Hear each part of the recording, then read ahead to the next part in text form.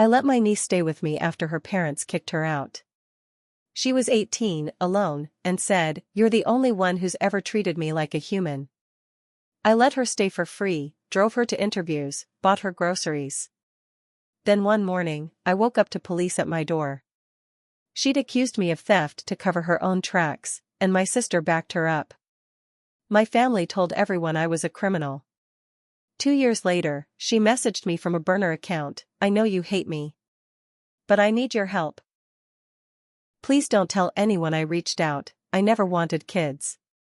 Not because I hate them, but because I always knew I'd be the one who gave too much and got burned for it. I've seen it happen too many times in my family." But then my niece, Lexi, came to me crying one night with a garbage bag full of clothes and nowhere else to go. She had just turned 18. My sister, Kelly, had kicked her out after an argument. Said she was lazy, ungrateful, and a waste of space. That's rich, considering Kelly barely raised her. She was more into her wine and her boyfriends than parenting. Lexi stood on my porch with red eyes and a busted lip, said it was from falling, but I had my doubts. She said I was the only person who ever treated her like a human being. That sentence stuck in my chest like a nail. So I let her in. I let her stay in my guest room, didn't ask for rent, drove her to interviews, bought her groceries, even paid her phone bill when it got cut off. She didn't have a car, and public transportation here in Dayton, Ohio, is a joke. I was her lifeline. For a while, it felt like she was really trying. She got a part-time job at a fast food place. I helped her get a debit card. She even talked about community college. But little things started going missing. A $20 from my purse here, some jewelry I didn't wear often, and once, I swear I had a bottle of Xanax that just disappeared. I chalked it up to my own forgetfulness at first. I wanted to believe in her. Then, one morning, I woke up to 2 officers knocking at my front door. They had a warrant. They searched my house and pulled out my old laptop, some of my prescription bottles, even my checkbook. Said they got a tip I was stealing from my niece. Fraud, identity theft, and possession of controlled substances not prescribed to me. I couldn't even speak. I thought it was a mistake. A mix-up. But then I saw Lexi standing behind them, arms crossed, eyes cold. My own flesh and blood, looking at me like I was scum. She told them I had taken her debit card and drained her account. That I forged her signature and bought pills using her ID. She gave them a whole story, like she'd rehearsed it. And worse, my sister Kelly backed her up. Said I'd always been off and that maybe this was my way of controlling Lexi. That I'd finally snapped. The cops didn't arrest me that day, but the damage was done. Word spread fast in our small neighborhood. My landlord asked questions. My friends stopped answering texts. Even people at the library where I volunteered looked at me like I was trash. The investigation dragged out for weeks. Luckily, there was no hard evidence. Her bank records showed transactions from her own phone. My checkbook was untouched. My doctor confirmed my prescriptions. It all fell apart quietly. But not one person apologized. Not my sister. Not Lexi. Not anyone. I cut off contact with the whole family after that. Blocked them. Changed my number. Switched jobs. Moved across town. I rebuilt my life, brick by brick, on my own. Then last week, I got a message on Instagram from a burner account with no profile picture. It just said, "I know you hate me. But I need your help. Please don't tell anyone I reached out." It was Lexi. She was still using. That much was clear. She didn't say it outright, but I know the signs.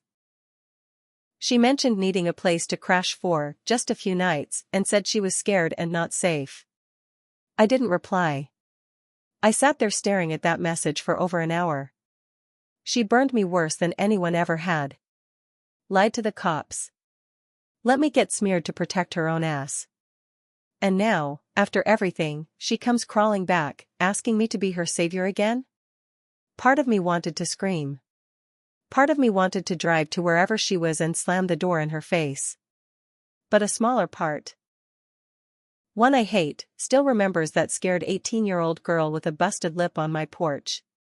That part wonders what kind of hell she's in now to be reaching out like this.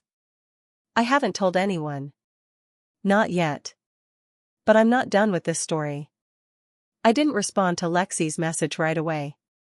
But I didn't block her either. A few days later, she messaged again. This time longer. She said she was living in her boyfriend's car, that he'd started hitting her, and she was scared he might kill her if she stayed. She was in St. Louis now, about 5 hours from me. She didn't ask me to pick her up. Just begged me to wire her enough money for a bus ticket. She added, "I know what I did to you. I can't take it back. But I swear, if you help me this one time, I'll disappear forever." That line hit me hard. I didn't want to believe a damn word she said. She'd lied so many times before, I had no reason to trust her now. But then I thought, what if she wasn't lying this time? What if she really was in danger? I didn't owe her anything, but I didn't want her blood on my hands either. I didn't want to wake up one day, open the news, and see her name in a headline. So I made a choice. I told her to come. Just for one night. I said I'd put her in a motel near me, give her some food, and after that, she was on her own. No staying at my house. No contact. Just one final act of decency, and then we'd be done forever. She agreed. Said thank you. Said she was clean now. She wasn't. When she arrived, I picked her up at the Greyhound station. She looked worse than I'd ever seen her, skin and bones, greasy hair, sunken eyes. She smelled like cigarettes and old fast food. She tried to hug me. I stepped back. I didn't take her to a motel. I drove her straight to the ER. She got loud. Cursed at me. Screamed that I tricked her. But I stood firm. Told the nurses she was at risk and needed a detox bed. They pulled her in and started intake while she was still cussing me out. I left without saying goodbye. I thought that was the end of it. A week later, I got a call from a number I didn't recognize. It was a social worker from the hospital. Lexi had signed release papers and walked out 2 days in. She was gone again. And she'd listed me as her emergency contact. I didn't understand it at first. Why would she put me down, after everything? The social worker said something that chilled me. She said you were the only one who'd still pick up. That same day, I came home from work and found my backyard gate open. I never leave it open. My motion light had been tripped.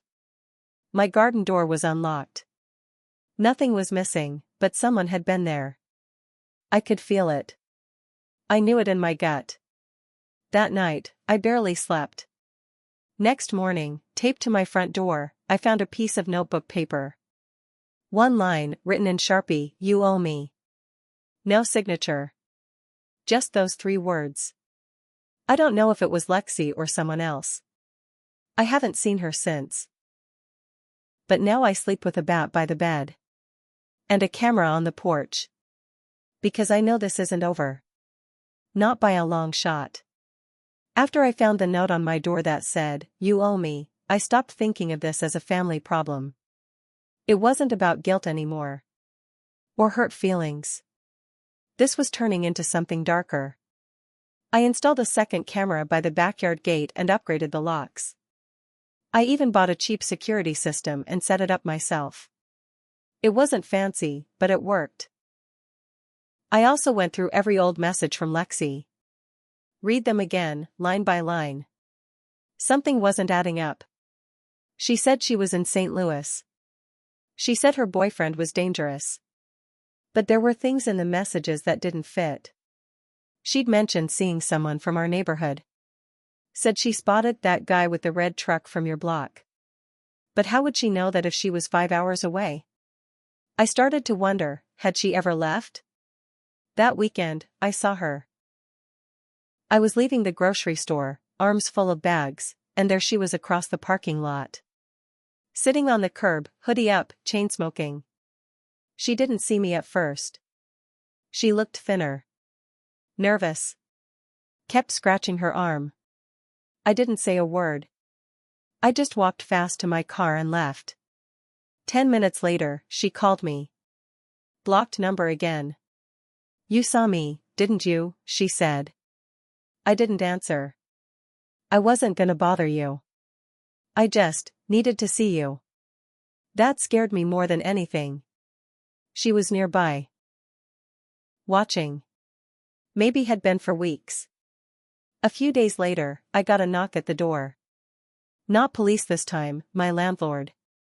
He said he'd gotten a call from someone claiming I was dealing drugs out of my unit.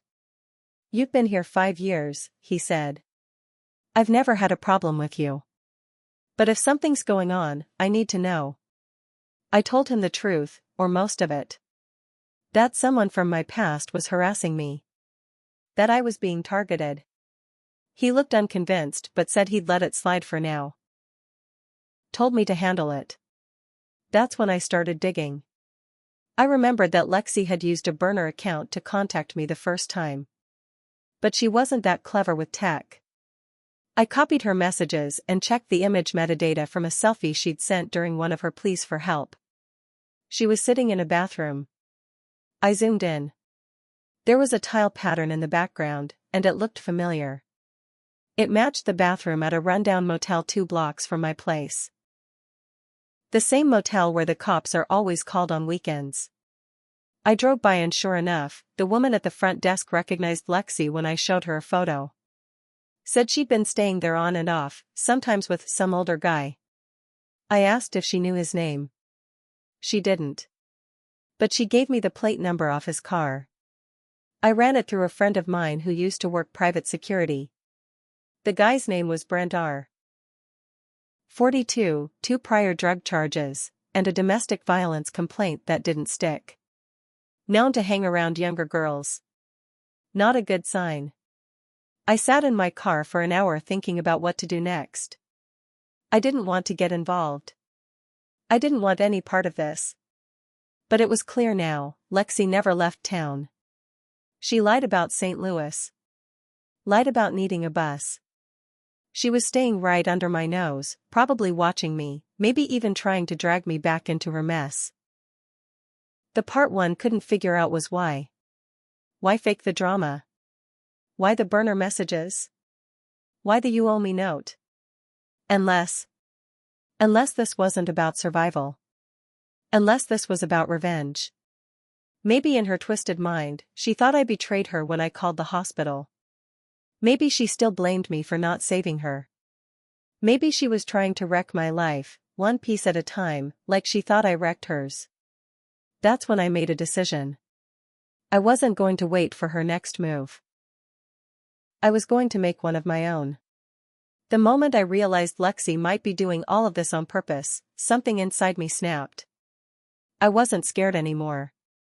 I was angry. Not just at her, but at myself.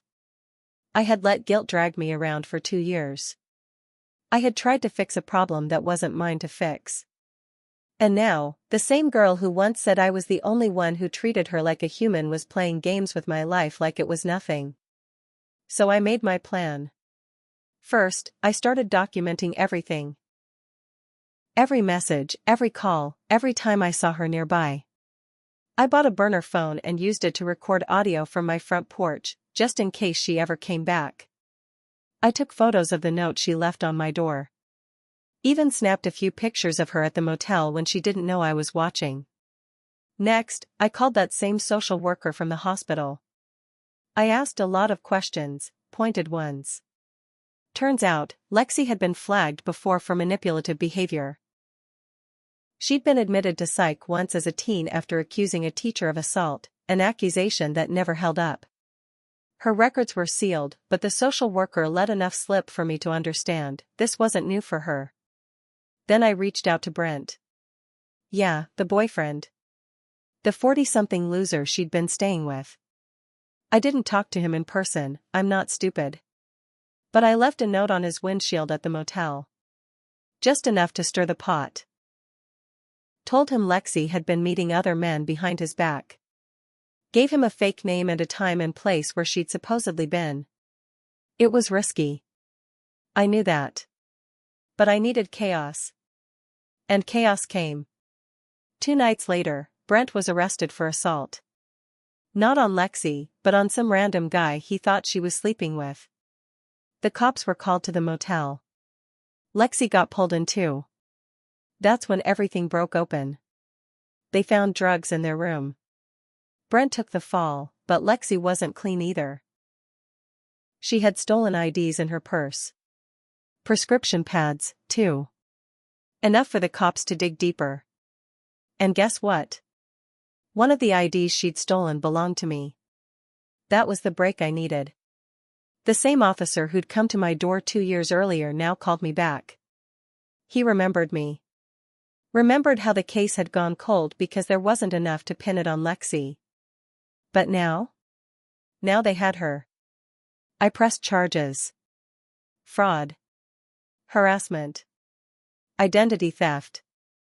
And this time I had proof. My family.